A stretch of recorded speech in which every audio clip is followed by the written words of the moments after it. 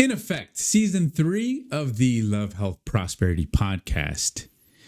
We dedicate our time to ensure that we bring you quality information and quality presenters. And today I have somebody who is definitely going to provide you guys with some insights that are going to help us out, not only change our community, but also invite people to really learn about this subject that's so sometimes difficult to understand. There's a lot of psychology behind this topic, and it's only right to get somebody who's 100% skilled and expert to be able to talk about something that sometimes can be very frightful to a lot of people. Before we actually get into the talk, though, we want to invite you guys to subscribe and like our channel. This is all for the El Paso community and for anybody who's interested in getting more information regarding mental health, family cohesiveness, and lifestyle.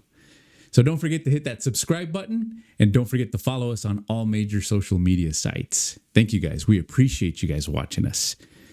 Now, in my personal development, I had the pleasure and privilege to work with somebody so dynamic, Sam Capelli. This guy would always step on my toes and say, hey, you got the potential to be a lot better than what you are right now. You could do it. You have the ability to change the world. Believe in yourself. At that time, I was only about 20, 21 years old. I was very young. But he saw something in me, and because of a lot of his insights and his motivation, I think I can give him a lot of credit for what I do now. And one of the things that we used to love to do was compete at Toastmasters. He's a fellow Toastmaster. So without further ado, Mr. Sam Capelli, thank you for being on the show today. Thank you, Marcelo, for having me here. It's a great pleasure to be here with you and your team and all of your audience. Thank you, man. Can you talk to us a little bit about what you've been up to? Well, I'm a professional clinical psychotherapist. I'm a clinician where I have my own clinic in Socorro, the Capelli Group. And it's been a long time since me and you have worked together, but a lot of our experiences have led to some of the programs that we have. Of course, we've made some more dynamic changes, and we've upgraded a lot of things within the program. But I also have a PhD in behavioral psychology from Houston, and we work a lot with people. We've been Toastmasters for a long time. We've been working a lot with the community, helping them out, and just dealing with the clinics every day's practice. Now, you're certified in a lot of things, Sam. Yeah, well, there's a lot of things that we've been working on in order to impact our community. That's the most important thing. I think we've been impacting our community for a long time. I think over 20 years since we started. Even before that, we've been impacting a lot of things. So the Capelli Group is a clinic that impacts not only the veterans, but the people of our community.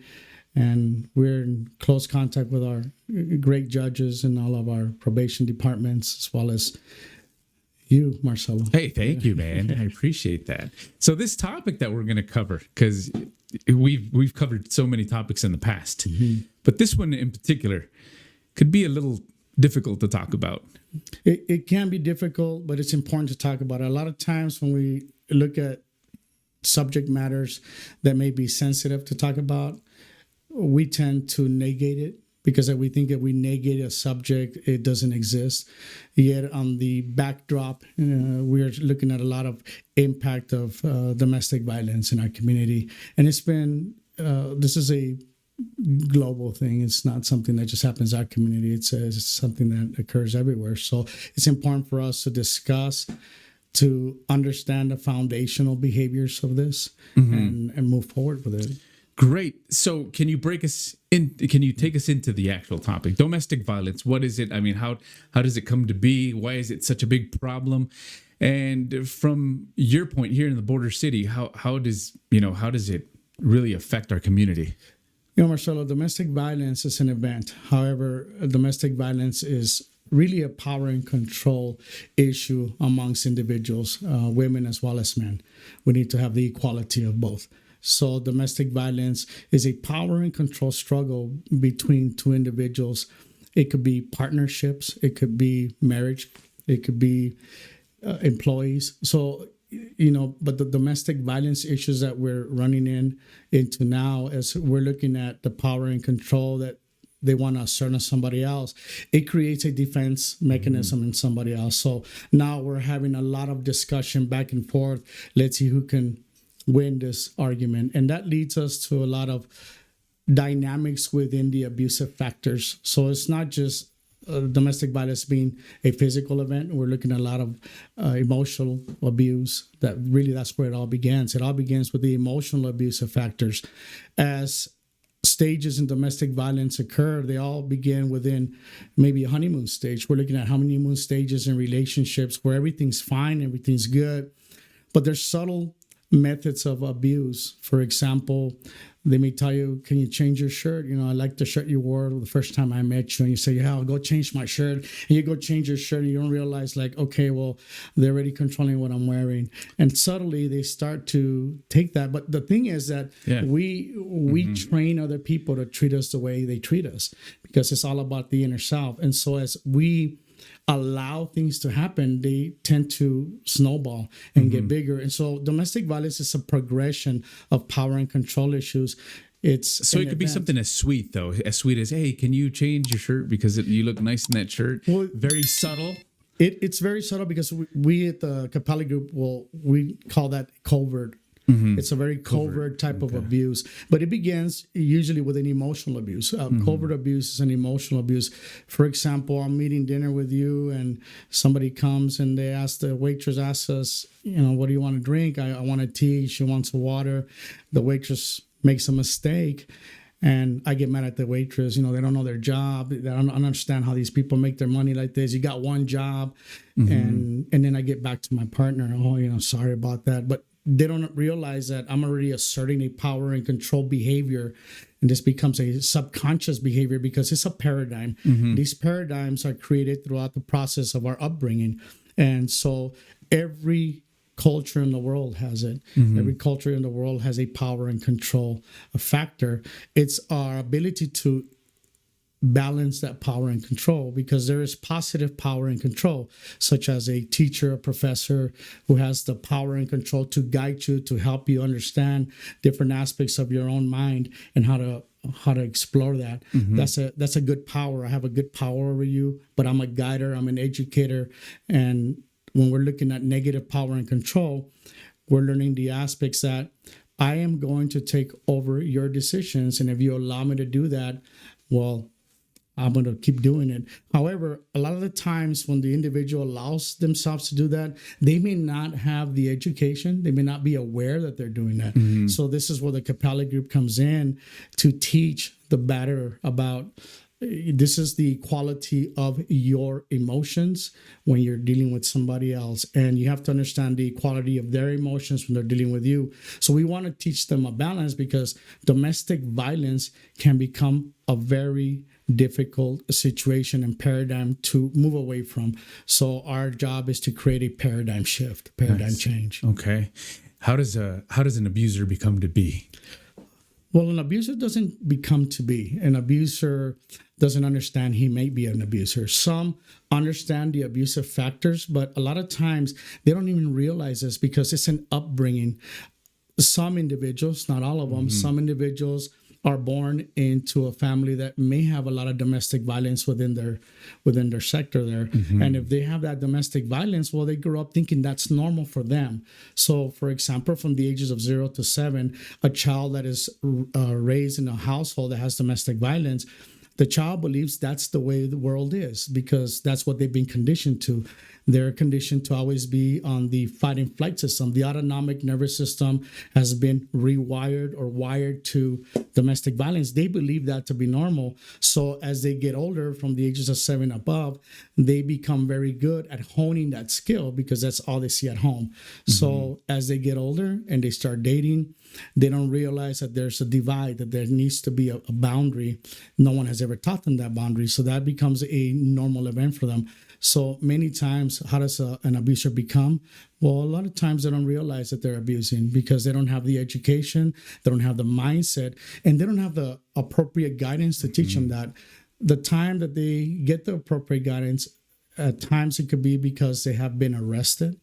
they've gone through the court systems, they want to get divorced or something, and now they're faced with a decision. Is it always? I grew up with a violent father. No, it's Type of not. thing. No, it's not. Can you go into that a little bit, because there's a big, what is it? Like a myth, a There's a misconception. big misconception. Yeah, there's about that. there is a misconception. Some people say, "Oh, it's gay." My dad, he was very abusive, he was very controlling, and it always, the story always seems to kind of tilt in that direction, right? That is true, but that is a big misconception, because not all domestic abusers, not all people that are engaged in negative power and control come from that type of lifestyle. Remember, our operant conditioning, our surroundings, the way we're raised, you could have learned that from a good friend of yours that influences you. Maybe you feel that this guy is a really nice guy, but he's a big influence in your life, just the way we were influenced when we were younger working in the field. Mm-hmm. And so they learn habits from their friends, they learn habits from their surroundings. And in today's world, they also get conditioned through television, media, social media. So it becomes, some people think that's a myth, though. How could television, how can movies, how can something like I don't know, say video games again, how does that influence the young mind of a child? Well, when we're looking at movies and video games, not all of them are violent, but those that gravitate to the violence, and they're gamers and they're looking at violent things, what happens subconsciously is that they pick up that behavior. It's not so much that they're learning to have domestic violence within themselves, but what happens is they pick up the behavior of violence and dealing with things in a very physical manner. Mm-hmm. So the more you do it, the more you see these kinds of things, the more you game these violent games, well, it trains the mind, it conditions the mind to become a violent mind, because what we think we become as we're looking at let's say a movie, fighting, a video game, war, the mind doesn't understand the difference between reality and fantasy. The mind doesn't know that. Mm-hmm. The mind only understands what we see, we become, we bring it to life. Our thoughts manifest to reality. So the more I see something, the mind believes I'm there. The mind believes it's happening at that moment in time.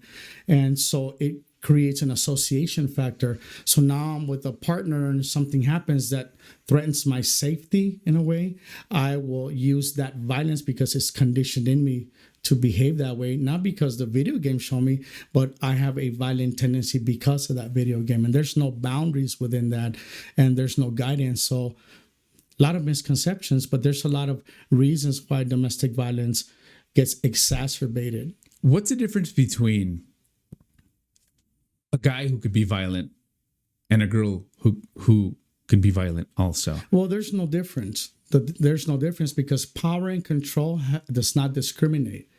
Domestic violence does not discriminate. So there is no difference how a woman violates and a man violates. They're both abusers of a certain type. There's different types of abuse. So women and men, they may share the same factors of abuse, but women tend to have different types of abuse factors. Can you go in a little into that, Sam, please? For example, women might violate, they may be abusive using a lot of power and control and intimidation.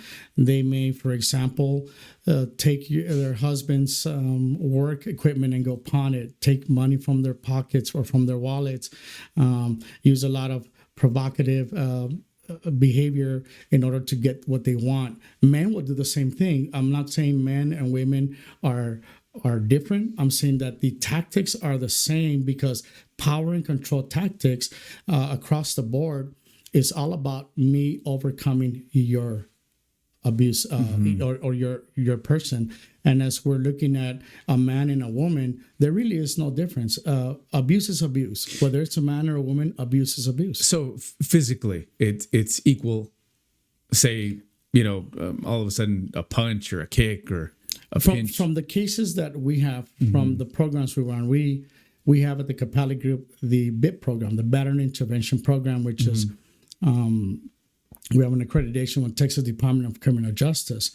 And the clients that come to see us, they share, whether it's the women's class or it's the men's class, they share the same abuse.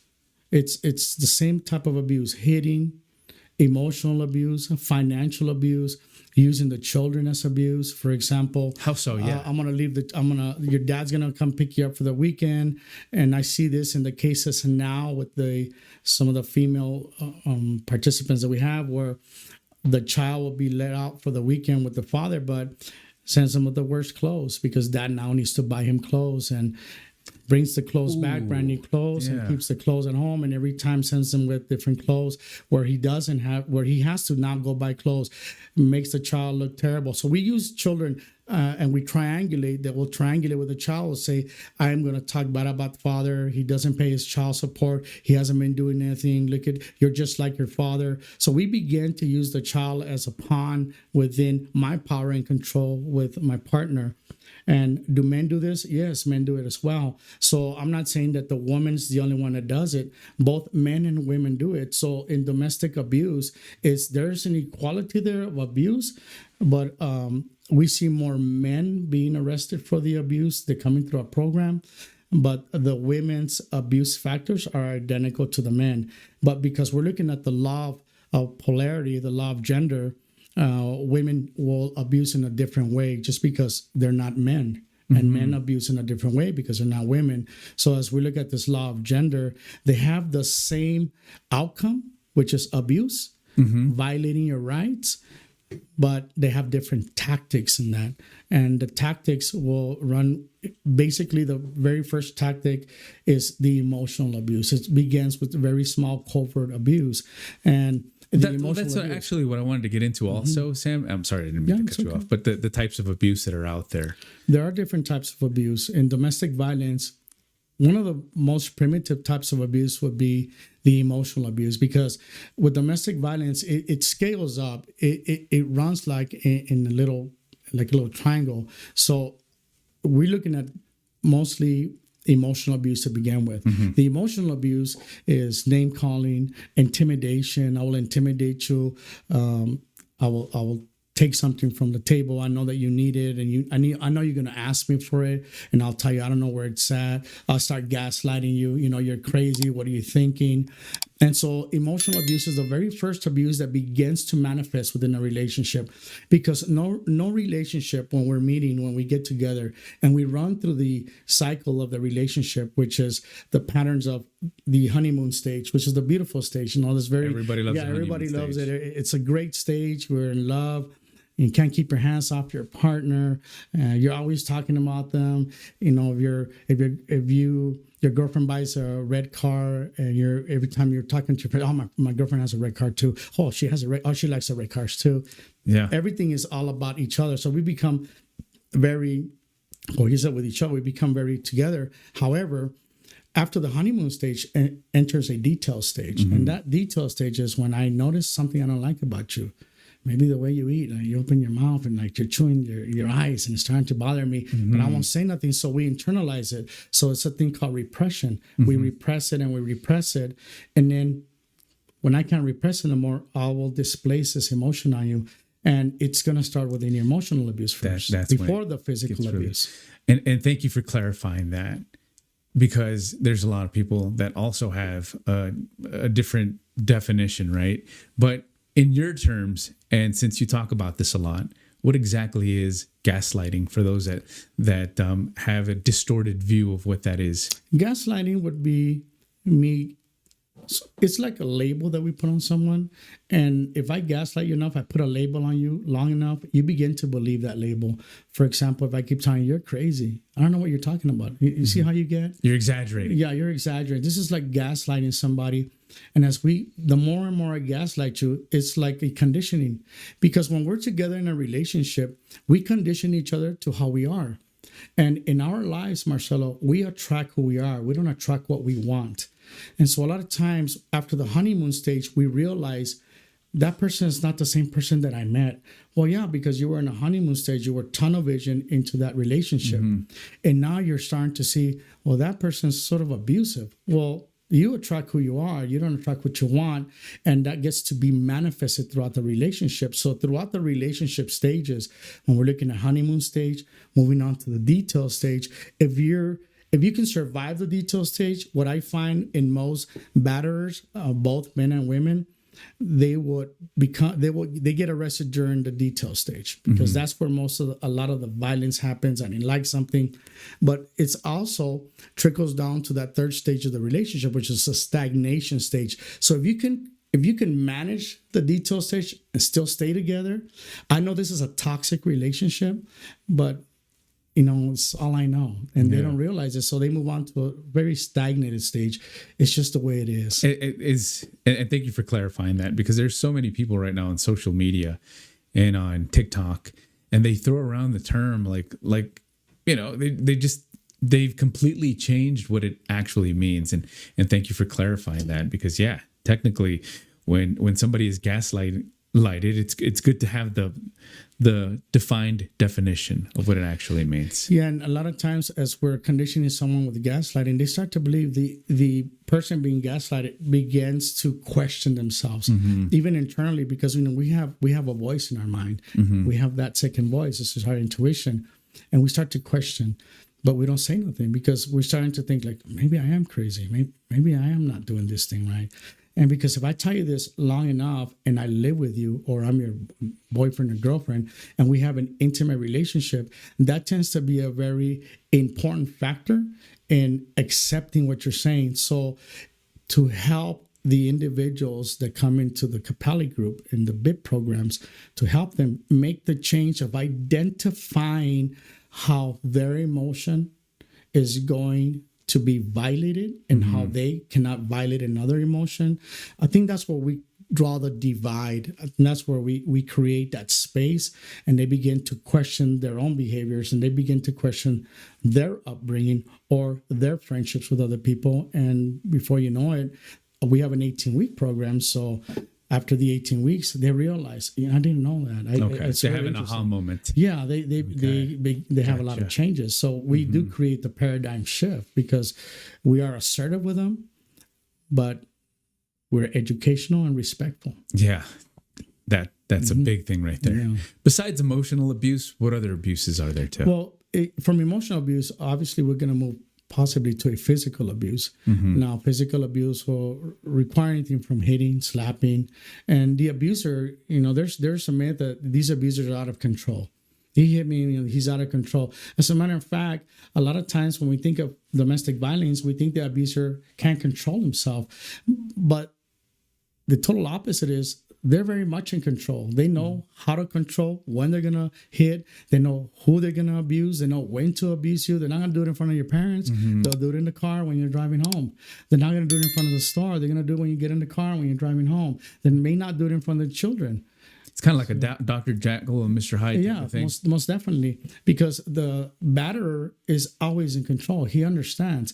Now, with that in mind, understanding that the batterer is always in control, we need to consider substance abuse, because once they're under the influence of a substance such as alcohol or drugs, then they can be out of control, but they're acting out in the subconscious way that they've been brought up, the subconscious way that they have been honed by other people. And when we're dealing with domestic violence, the domestic violence in them comes out, because they, at that point, cannot use the neocortex. They're using nothing but the limbic system, which the limbic system is where our emotions are at, long-term memory. That's all emotional. And although the limbic system is an important system for us to consider, we can control how that moves up to the neocortex. But the minute there's an alcohol or the minute there's drugs, that there's like a lock there. You cannot logically think. So you're just acting out in the habitual way that you feel really inside. How is it, Sam, or why is it that they get very creative, like the person who's being battered, right? And they make 101 excuses for the person that's committing the violence on them. You're talking about the victim, or you're talking about the batterer? For the victim, yeah. There's different reasons for that. Victims might make different excuses for their batterer. Number one, it could be because they're used to this person. This person's maybe he's the supplier of the house finances. That could be one case. Another case could be that they don't know any better. They believe that that's what a relationship should be, because that's all they knew growing up. Another reason that they make excuses for the batterer is because there's fear. I'm afraid that if I say that he did batter me and he gets out or she gets out, then they're going to come after me. I know they're going to have to come back home at one point. So I don't want to stir the pot here. And so they'll protect it. Another reason that could happen too is they may be in denial. And that's the most primitive defense mechanism that we have experienced since the time we're born is. Give an example of denial. A denial would be when you negate something because you're protecting yourself from anxiety. So a defense mechanism is the ability for us to protect ourselves from an anxiety state. So the most primitive defense mechanism is denial. So I will deny that something's happening. Oh, well, that's just the way he is. He'll be okay. That's what I wanted to get into. Like, oh, he was just in a bad mood. That's why he did it. Or she was in a bad mood, and that's why she did it. And granted, that could be the reason. He could be in a bad mood. I'm not saying that we cannot be in a bad mood. We cannot express our emotions like anger, despair, depression, happiness. I'm not saying that we cannot express that, but we need to have a balance in expressing that. We need to be able to express it without violating the rights, the emotions of somebody else.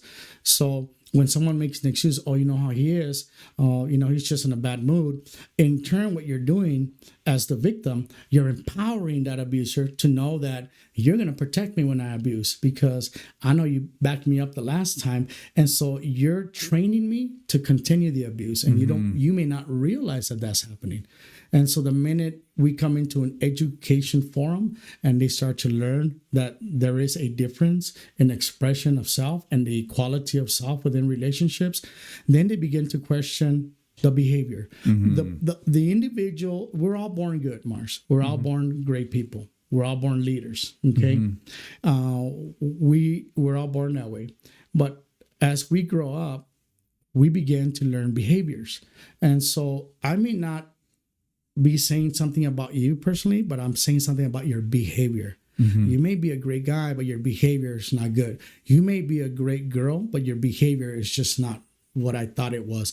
So it's better to be able to discuss the behavior with them instead of commanding the behavior to change, because when we make commands, well, that's when the walls go up. So we need to have communication. That's one of the foundations of the relationships anyway. And so when we have that freedom of communication, when we're not afraid to talk to our partners because of what they're going to say, then the relationship tends to mend itself and grow and begin to flourish in a different way.